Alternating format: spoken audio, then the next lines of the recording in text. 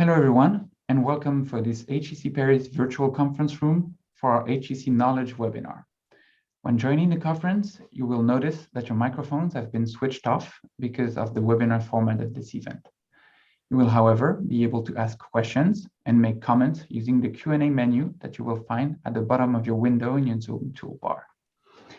The speakers will only answer questions and read comments sent through the Q&A menu and will not be taking any questions coming from the chat.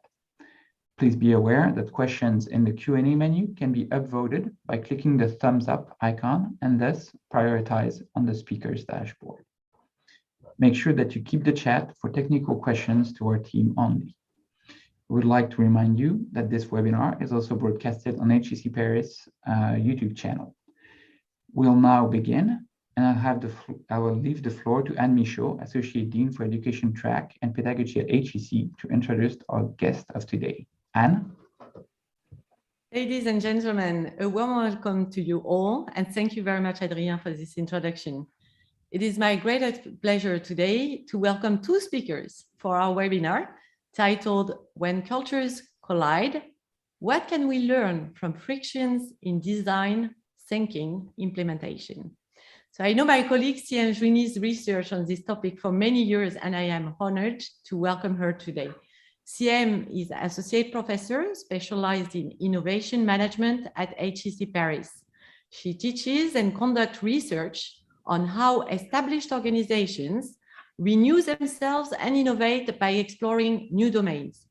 She's interested in organizational design, innovative project management, creativity, and culture of innovation, and particularly in explaining how design can be a lever of transformation for organizations.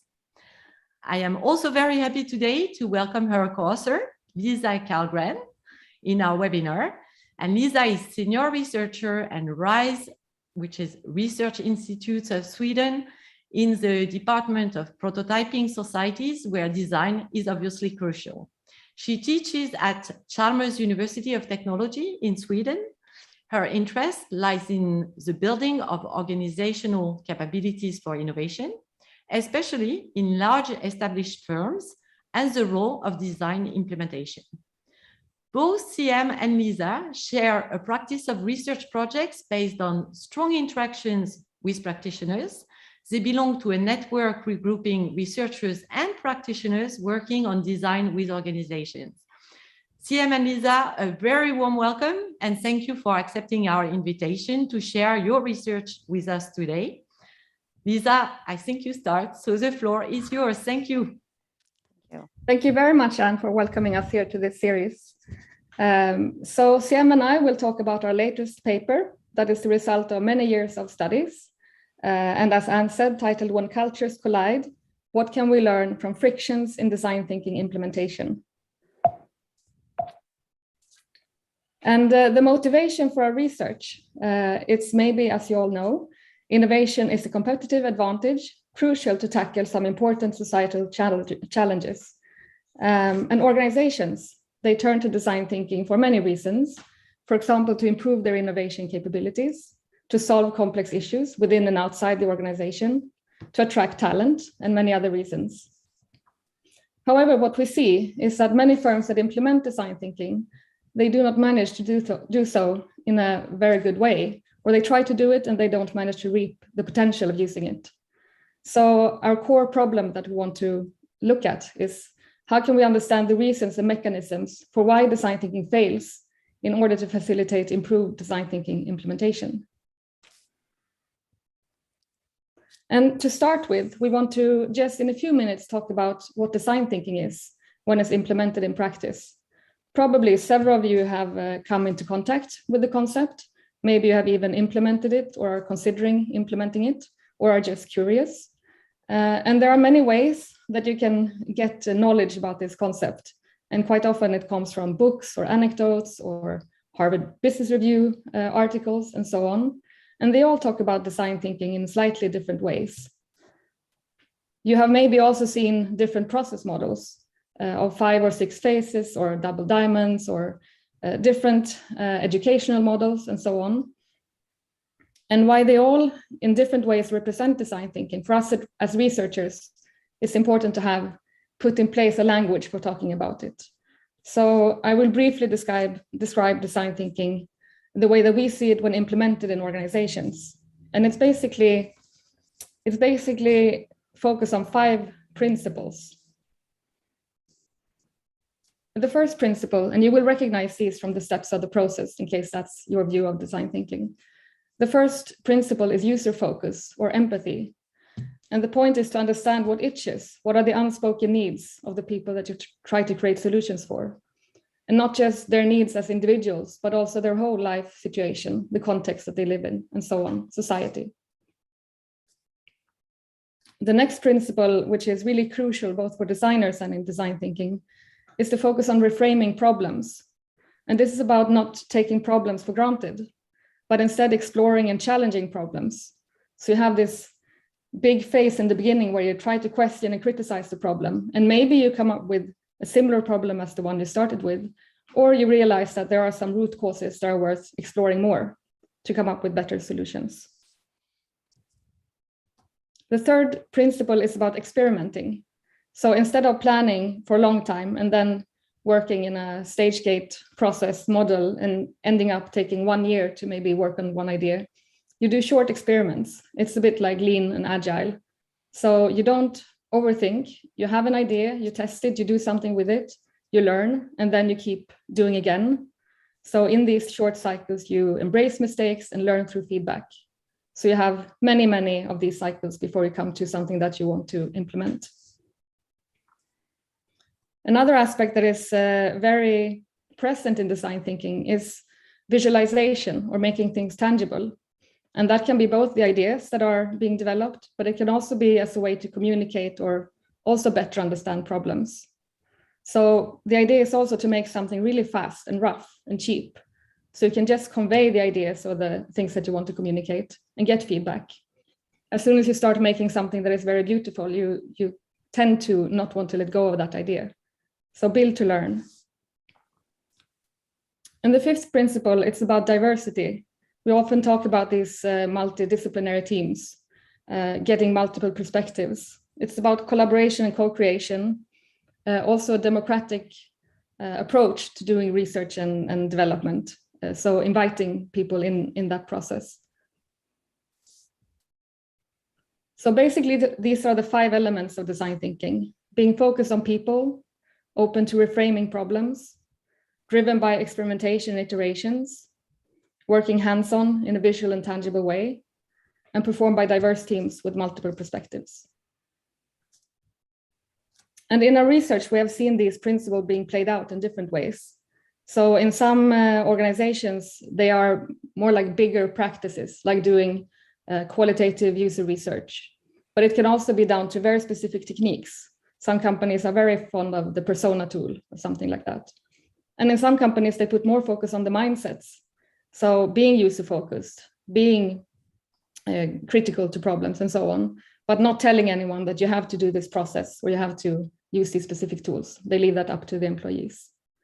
So the reason why we talk about design thinking in this way is because it encompasses all the many ways of using design thinking in firms. And this was also the basic premise for the work that we have been doing in the article that we will present. It's also worth noticing, and this comes into our article, that design thinking will look differently in different settings, both depending on how it's used and those using it, and also because of the context. So for example, the values, the leadership style, innovation cognition, governance, structures, processes. And these can go along with design thinking, or they can clash with design thinking. And in different firms, you can see that they have their different models of design thinking. So here, for example, some of the firms that we have collaborated with through the network that Anne mentioned is Procter & Gamble and IBM, and they even have their small handbooks and their own vocabulary and so on. So these are companies where they have managed to bring design thinking into their own fabric of the organization. But it's not always easy. And here is where our newest research come in, when there's a misfit between design thinking and how it's practiced, and the organization. And with that, I leave to you, Sihem. Thank you, Lisa. Thank you, Anne, for having us. So as Lisa and Anne said, our research project is then to understand these clashes that happen during design thinking implementation. And for that, we thought that we need a cultural characterization of design thinking that is actually missing. We don't have that currently today in the literature, not very specific, at least. So our hypothesis is that many of the frictions that occur are linked to cultures. The cultures linked to DT and the culture linked to the context. So if we can identify a design thinking cultures, then we can compare, this is the hypothesis, we can compare the design thinking cultures with the design thinking of the adopting organization. And organization, it can be a small team, it can be a bigger team, it can be a division, it can be all the firm as a whole. So we can compare these two cultures and cover area of fit and misfit, and then give clues and understand the mismatch and give clues for action, of course. So to do that, we analyzed 13 international established organizations during a long period of time, actually 5 years of research. And these firms belonged to a variety of sectors, from technical to low technical sector, and they all have adopted design thinking for several years. It was not only just the implementation, but as well they lived with it from 2 to 10 years. And we, with more or less success, obviously.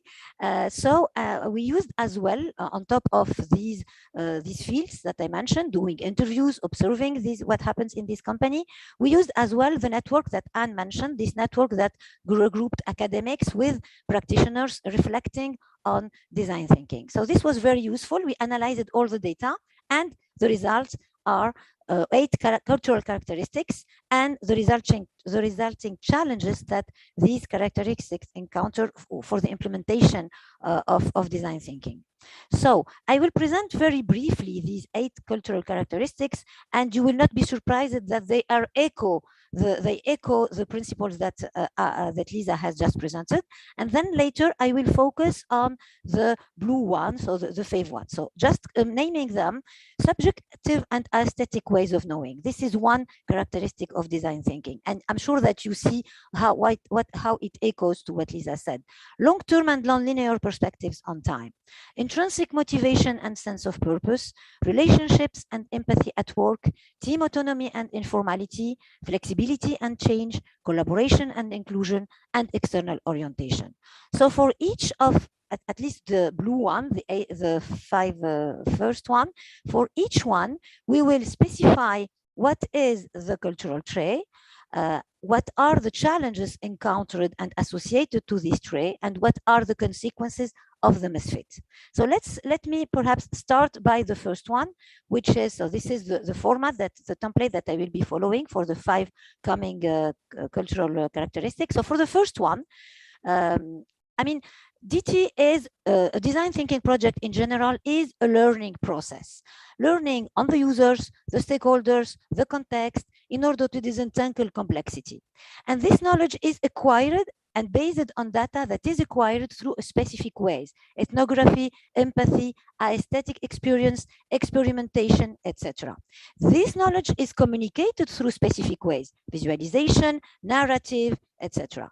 And this knowledge is based on intuition and inductive approach, and not only analytical approach. So these 3 very strong characteristics can clash with the culture of the organization, because if the adopting unit, whatever the size of the unit, if the adopting unit does not accept or understand these alternative means and ways of acquiring, communicating, and building knowledge, then there is a clash, and it is hard to convince the rest of the firm about the value and the results that comes of this design thinking project. And you can see it in the verbatim, and we will cite some quotes from our research here. You see it: if people believe there is a world beyond figures and rationality, then it is easier for them to start with DT. So therefore, the DT approach can be considered not legitimate if the the context does not accept and is only driven by objective data and does not accept the other way. And the second cultural characteristic is linked to what Lisa said. Because of the necessity of framing and reframing and collecting subjective data and iterating and testing, obviously this learning process takes time. So if it takes time, this is a big challenge if the company does not recognize that and put pressure on innovation player to deliver the results without having time to reframe and reframe and iterate it and test, etc. So the people involved feel stressed and disengaged, and perhaps you can see that in this quote. We thought it's very, very clear, especially when they said that the desire for speed is strong, and they are asking design thinking for one day, half a day, perhaps 2 hours, perhaps just a very, very short design thinking thing. So this is and I guess that you perhaps experienced that. So having these short, fast track design thinking projects, and perhaps saying, usually the word sprint is perhaps misleading, because usually people associate sprint with design thinking project. Sprint doesn't mean that we have to do it in a very short time, but to be focused on doing it rather than having this very short version of design thinking. So in that case, obviously, people feel stressed and they don't really develop. And the result, the consequence is lack of depth, is incrementalism. And guess what? Firms are not happy about the result at the end and said, oh, it was only that. For sure, because we didn't take time really to explore, reframe, and go far. So it's normal to be disappointed in that case. The third cultural characteristics as well is linked to what Lisa has said as well, is it is focused on people and their pains. And players engaged in design thinking pursue the motivation to relieve these pains, and they are really engaged in that. So their motivation is mainly intrinsic, and they want to do something regarding this pain. It's usually the case in innovation. I mean, passion is crucial and commitment is crucial, but here it is more even stronger because of this connection with people and wanting to make their lives better. So people feel empowered in taking part to such big project, addressing big challenges, and because it addresses pain of people. And you can imagine that it is a challenge when the organization does not value this commitment and that does not value the drivers, and can see even disadvantages and disadvantage these players engaged like this. And another thing is that these players are not only calling about and asking for recognition for their work, but they feel that they betray the people they collected data and the people they want to design for, because they spent a lot of time understanding the problems, and then the firm will not pursue the exploration of the solutions that have been suggested. So they feel completely betrayed, and they are and of course they lose the momentum, the commitment, etc. And we can see here in the as an illustration as well, perhaps a quote. Or the consequence. So the quote, as you see, they lost enthusiasm and passion, and they feel that they are not doing what they're not pursuing the objective for which they have joined the project from the first time. So they are disengaged, and of course there is an issue here. The fourth characteristic is linked to the first one, actually, to the subjective and aesthetic nature of knowledge acquired. So because it is tightly to this, because it's not only about, and we mentioned empathy with users, design thinking does not require only empathy with users. It requires as well empathy with colleagues, with people with whom we are working. Because when we usually say, We want diversity, we want tolerance, we want psychological safety, etc. Okay, if we want that, we need to have this nice relationship in the team, and we need to have to accept others and their diversity, and to be in an empathy with the others. And we forget about the empathy with the colleagues, and we keep only the empathy with the users. So for that reason, we have to accept ideas of others and be prepared to that. And like many collective endeavor, actually, there is a dynamic in the project, and the impact of the atmosphere, etc., on creativity and feeling safe is important to innovate. Research have already demonstrated that for a long time now. So you can understand that this clashes if the company does not recognize that emotion at work is crucial in that type of situation, that relationship and team climate is crucial as well, and we have to nurture the right climate to make people feel safe and explore and iterate, etc., etc. So if fun and play are not perceived as serious, this obviously would become a problem. So for that reason, we see here the consequences, and perhaps one quote as an example of that. Of course, if we miss the atmosphere, the climate, and we just keep design thinking as a process, tools, and a set of slides, yes, for sure, it's not, we miss the point here, because it's mainly about all the atmosphere that we have to nurture. And in that case, the members not only are disengaged, but as well the consequence is that they are not involved anymore, and there is this issue as well. So so we have a poor teamwork, obviously. So the last characteristic is the team autonomy and informality. So as I said, of course, design, there is a process, there is mindset, there is techniques, as Lisa said, but there is as well iteration, back and forth, trying, testing, etc., etc. So for these reasons, the team needs some autonomy, and back to the time characteristics, we can't really say upfront what will be exactly how the project will progress, etc. So yes, indeed, design and innovation are generally based on as well rules-breaking mindset. So we have as well to accept that, because they want to change the world, because they want to make life easier. They can, and they to create, they will challenge the organization, they will challenge the existing rules, and we need a flat hierarchy for that, to have commitment, to have psychological safety again, and to increase innovation and creativity.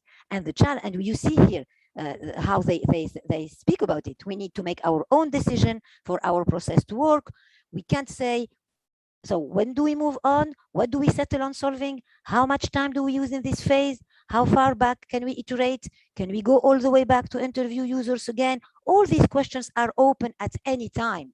And this is crucial, and it clashes if you have management that feel that they are losing the control of the process, and they don't acknowledge and value the autonomy and recognize the autonomy of the team, and they don't accept breaking rules, for sure. So in that case, we have two quotes that are, one long quote actually that is quite interesting, and they said, the nature of this work is that it can and will take unexpected turns, yet our organization sets tight conditions that do not allow exploration outside of that frame. They are too rigid and general, strict deadline, waterfall process, etc. We could not fit in that frame, and we struggle, and we go negotiate and renegotiate and renegotiate. So the consequence is micromanagement by the top management of this process, and we lose, of course, the benefits and the value of it. So perhaps as a conclusion of this part, what we want to emphasize is that design thinking is not only about mindset, practices, and techniques coherently, but it is as well, we have goals for reasons why we put in place and we adopt design thinking. It can be enhancing, as Lisa said, enhancing innovation, changing the culture of the firm, experimenting alternative ways of innovation, etc. And it has to be aligned, these goals have to be aligned with the practice, the mindset, the techniques, and the context, the cultural context. And you see here that we have double arrow which is very important. These are double arrows because it's recursive relation. So it's not we have something and we have adapt design thinking, or we have the design thinking and we have to adapt the culture. It's much more iterative, and this is the difficulty. It's an interplay thing. So just as perhaps wrap up, if I may say, our contribution for this research, theoretical as well as managerial contribution, is that we, beyond the vision that restrict design thinking in tool, processes, etc., we offer, we enrich the characterization of DT by bringing something with mindset. We pursue what have been done previously on mindset and practice by offering a cultural archetype. This is very important. We as well enlighten the challenges that many firms encounter and what is the culture that is conducive to innovation, especially innovation driven by design, which is one specific type of innovation and objective. Third thing is that we study this dynamic interplay I have been mentioning. This is crucial. And last thing is that beyond design thinking, as Anne mentioned, we are researchers in innovation management, and we are interested in any situation where company implement new approaches. So by studying design thinking, we study something that is quite classic and recurrent, the legitimacy issues that are associated when you bring something new in an existing organization. So we try to enlighten that and to contribute to that very important question for sure. So our managerial implication, more precisely, is that we offer actually a cultural archetype. It can be used like a framework, like a radar, like this. You have these eight dimensions, and this can first initiate a conversation with other approaches of innovation that firms are more and more adopting, lean, agile, etc. Firms need more and more to innovate, and they somehow follow the fashion sometimes, and there are too many approaches. So how these approaches interact one of the other, having a grammar, having a way to a characterization that is quite rich on several dimensions, can enable such a conversation. This is one thing. And regarding design thinking per se, and only design thinking, companies can use this framework to assess either what they have currently, if they have started already design thinking, or what they intend to do. So we have two different situations. Either you have already a design thinking initiative and you are happy or not happy with it. So you can use the framework to assess your practice, to assess your culture as well, and to analyze conflicts if there are any, or to improve and enhance and envisage and consider adaptation. Or you intend to adopt beyond design thinking, to adopt this design attitude, this design mindset, all the principles that Lisa mentioned beyond the word per se design thinking. These are core principles for innovation driven by design and having this design mindset.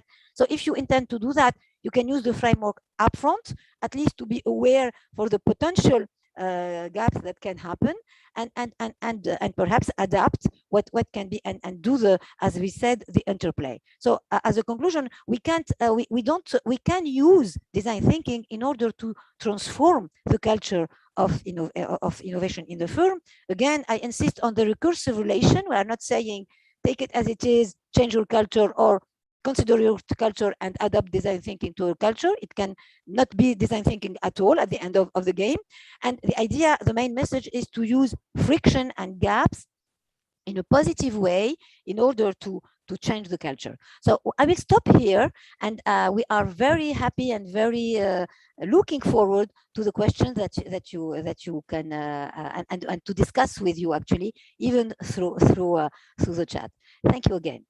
Okay, thank you, Lisa. Thank you, Sihem. So we do have questions. Obviously, this topic is always very, creates a lot of enthusiasm.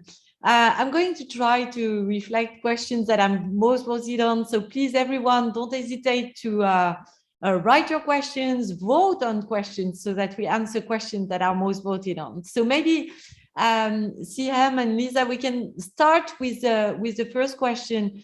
That is about rewarding people that work in companies and that are about design thinking, and about how can we evaluate the performance on this end? So it's a question from Bogdan, who says it is really hard for people working in design thinking to be rewarded objectively. What would be the definition of success for their work? And linking the success to an evaluation of success is pretty difficult. So what would be your recommendation on this? And then one of the issues is also that we know design thinking takes time. And so you need to immerse yourself, you need to really be into this process. And at the same time, in companies, we know we are under time pressure. So these people can seem to be unproductive at times. So what are the advice that you can give to foster design thinking from this point of view in companies?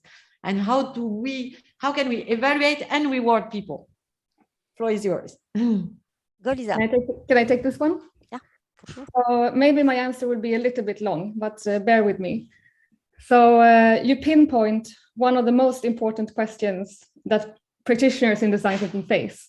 We have, as I think it was Sihem or Anne mentioned, a network of really experienced design thinkers or people being ambassadors for design thinking in their organizations and researchers. And these practitioners, every gathering that we have, they want to talk about how do we measure and evaluate design thinking, both the impact of the stuff that we get out, but also the processes that we use. And they are frustrated because they feel this need to evaluate. And one of the things linked to our research is that if you are in an organization that is very focused on objective measurements, and you can only appreciate employees if they can be objectively measured, then you already have a problem when implementing design thinking, I would say. The other thing that these practitioners said was that quite often you use design thinking very early in innovation. So whenever something comes out 2 years later, it's very hard to say it's because we use design thinking in the early end. It might even be provocative, and people might say you want to steal the glory from us.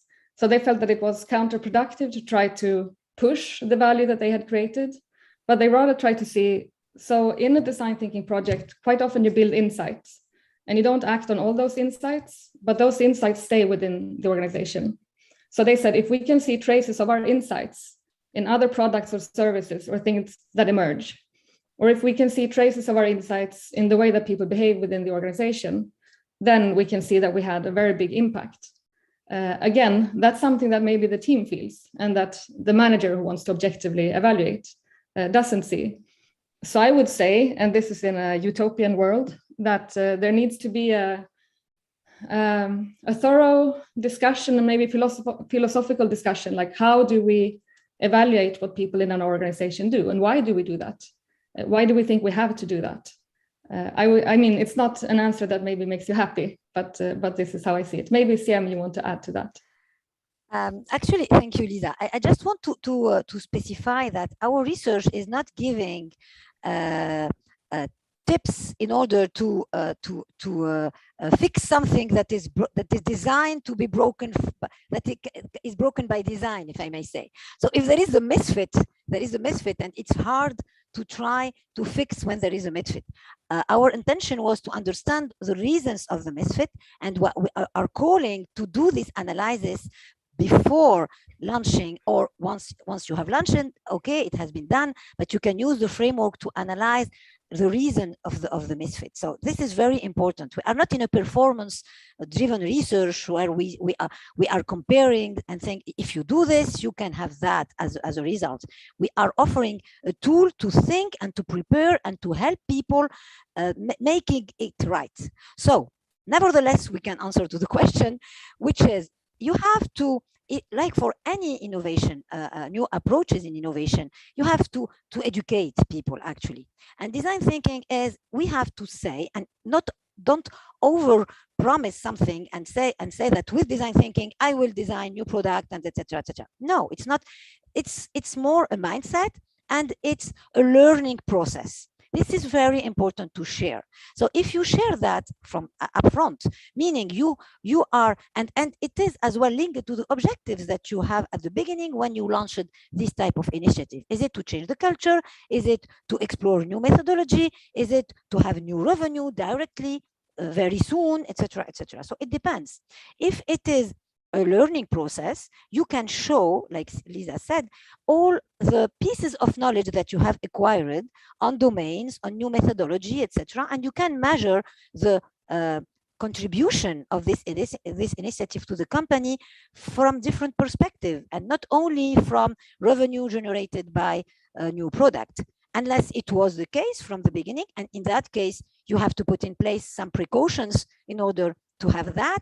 And this is the idea of having this reflection up front. So you can start with this, and then there is this misfit completely, and then you want to fix it by adopting, pursuing this misfit by just answering, okay, let's fix it with 2 or 3 KPI, and it's okay.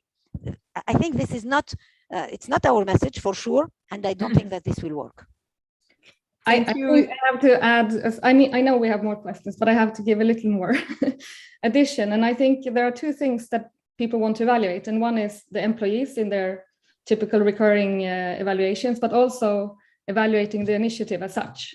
Did we do a wise choice choosing to implement design thinking? And one of the real practitioner stars that we have interacted with, who started, I think, almost 20 years ago, maybe 15 years ago, implementing this in a large organization, she said that focus is very much on stories. So building small stories that can spread, and also taking on, when you start working with design thinking, taking on projects that are a good size for the capacities that you have. So size, or maybe complexity linked to it, you can learn from it because it's complex enough, but you don't completely fail. So you have the capacity to do it.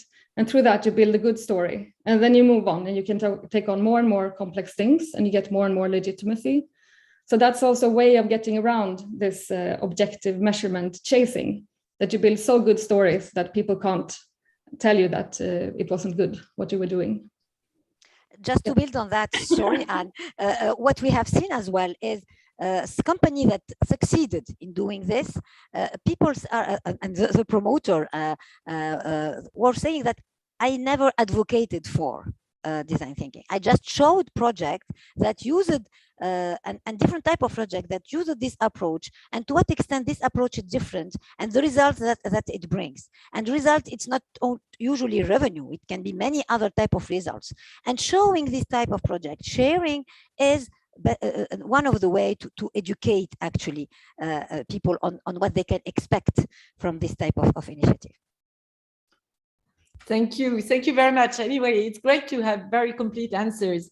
And maybe we have another question from Niels as well that might be related to this discussion that we had just had. So Niels is just, sort of showing that there are organizations that are a bit more bureaucratic than others, that are, like, he gives the example of some public institutions where cultures are such that he wonders whether there could be a misfit with this kind of ways to approach innovation. And what Niels is asking is, isn't the cultural misfit too big for a lasting implementation? So maybe also to extend this question a little bit larger, is it possible to implement this everywhere? And what are the premise, the context that makes it possible? Or what should be done before implementing such design thinking techniques?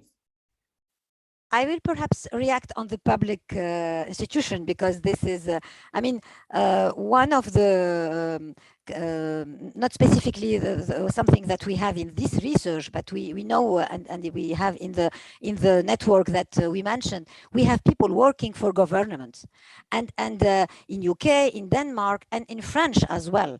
They are not in the network, but we know that the French government have put in place innovation labs that use this type of approach in order to identify the pains and how people and how we can offer e-services that are that answer better to the bureaucracy and also. So I just wanted to react on the public institution, and the other thing is perhaps answers as well to the second question, and I will let Lisa perhaps as well for sure taking the floor, is it depends the size. I mean, you don't adopt design thinking for a whole public institution or for a whole company.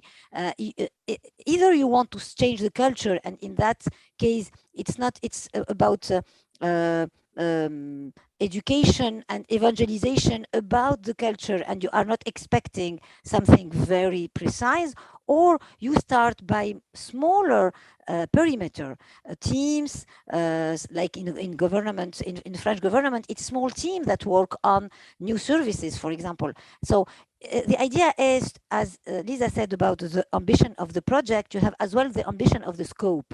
So the idea is to have, and the framework can be used for that, in order to design the right scope that is ready and can accept and nurture and be a nest for that, and progressively the scope can grow. But you can't start top down from the scratch at the level of all the organization, unless Lisa thinks differently.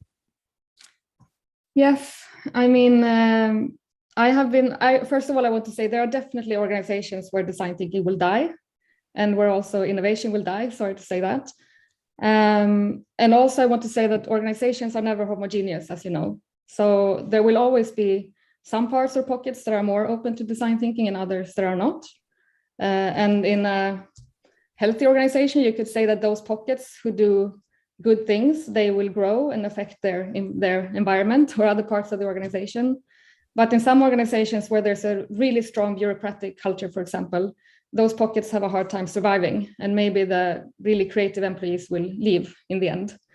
So, and I think in some of our other work, a lot of the prerequisites for using design thinking are similar to the prerequisites for doing innovation in using any methods. And from my experience in Sweden, you have many companies talking about bold innovation, and we would be so radical. But once you get inside, you realize that not even incremental innovation has a chance of surviving. So obviously, if you have this kind of innovation hostile environment, it's no point trying to implement design thinking. But if you think that you can have pockets of curious people and some maybe curious and managers who give a little bit of lee room, then there could be great possibilities. But just to maybe also be a bit cynical, but I was doing research in a large Swedish firm, and they seemed to have everything in place, and they were creating really great projects and success stories, and they were quite known for what they were doing. And then there was a reorganization, and the vice president of that part of the organization was shifted, and he shifted the whole leadership team, and the situation flipped completely. So all the support that they had, the managerial support, was gone. So I would say that managerial support is crucial, depending on which level you are on. But if there's not like an openness or curiosity to new ways of working, it's going to be tough. Okay. Sorry for being so negative. So we have a funny related question from Sunny. Says, well, then can design thinking be used for system improvement in an organization that is too bureaucratic in processes? And then the second one that could be, that is a clarification question from Bogdan as well, who says, so do you recommend designing subcultures in big organizations? So I don't know if you want to answer, who wants to take the floor of one of these two? I can maybe say something. I mean, ambidexterity is a tricky thing. And I mean, there are some thinking that there should be continuous innovation where you try to innovate everywhere. Or some say that maybe you need to have some separate units doing innovation. And in the second case, maybe they have easier time doing innovation, but then you have interface problems.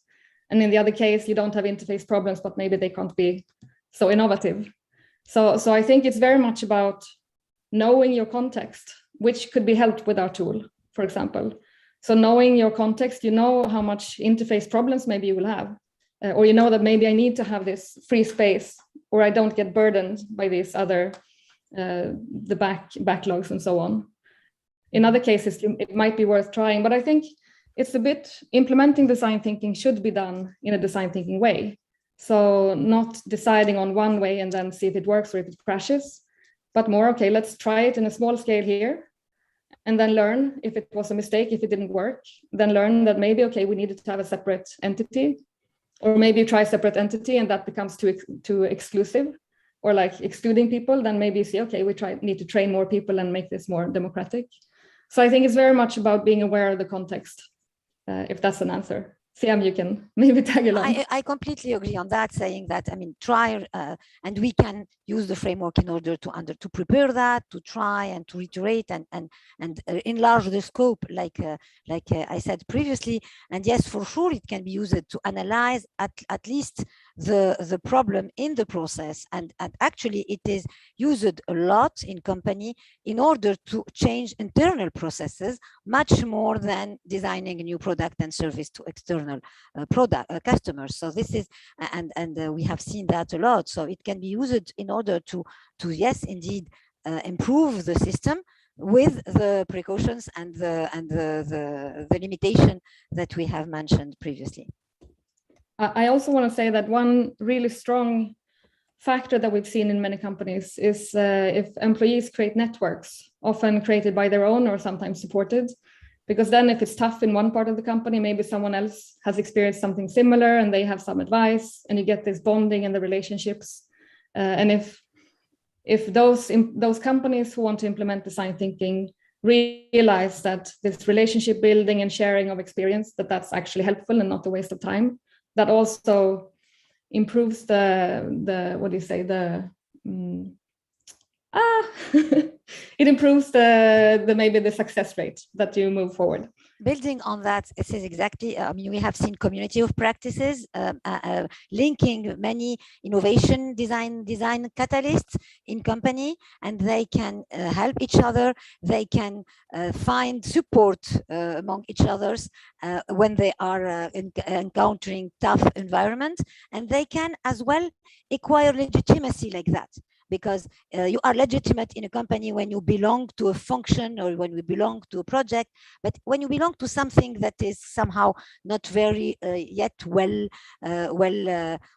framed, belonging to the community that is growing and growing and growing, at the end of the day, it brings legitimacy to the concept and to that people, and they will find in this community their identity. They will look for their identity will be more in that community rather than other part of the company. So this is crucial to develop competence, identity, professional identity, actually. Okay, well, thank you very much. I think we covered most of the questions. Also by your extra comments. Thank you very much, Lisa and Sihem. I don't know if you want to have a last word to maybe encourage organizations or encourage our listeners to actually get involved in design thinking. I have another comment, and I was thinking maybe I drifted away too long from the initial question. But one thing that I thought about is that oftentimes these design thinking ambassadors, they act as translators. So you have to have some sensitivity to language and translation. And early on in our research, we could see that there was kind of a little bit of a snobby attitude to design thinking. So to be like the good design thinking, it had to be the full package of philosophy and practices and maybe even designers using it. And the ugly way of using it, or the poor way of using it, would be to just use some kind of tool. As I understood more from my studies, I realized that was a quite bad attitude, really. And that, I mean, in some settings, you can only start with a small tool, or you have to use a more engineering language to be doing something. And of course, you yourself, you know why you're doing it, but you adapt to the language and the setting. And then maybe some people would say, okay, it's not real design thinking. You made it very watered out. So, but I think this skill of translation and knowing, like, because you have to provoke as well. I mean, otherwise it's no use implementing a new concept if you just wash it out to being the same as in the organization. But knowing when to provoke and knowing when to translate and step back, that's like a crucial skill for design thinking implementers. I think I want to perhaps add is that we didn't mention designers when speaking about design thinking from the beginning. And for sure, designers master this type of the elements, the principles that Lisa mentioned are anchored in the design community, and in designers, they are trained for that, they know how to do it, etc. So this is important to keep in mind. Yes, companies, so can we do design thinking without designers? This is a question. And can we do design thinking by having a sprint with 2 days of post-it or 2 hours of post-its? For sure, no. So this is at least we have this type of we want to highlight the fact that it's a mindset, and we can start small, but we need to have the big pictures, even if we start small. Starting small is perhaps doing partial thing, but even if we do partial thing, we need to be sure that we don't miss the mindset, the idea, the whole thing. So that's why I think it's important to keep that in mind. This was my conclusion. I have another one. Can't help it. And it's also on the topic of designers or non-designers. So I use design thinking in my research projects and in my consultancy projects for RISE. And I'm not a designer by training. I'm a material scientist, even before I went into management research. And by teaching design thinking, I grew into feeling a little bit like a designer, but still not. But now I work with designers. And I must say that it's fascinating to learn from them, but they also learn a lot from me.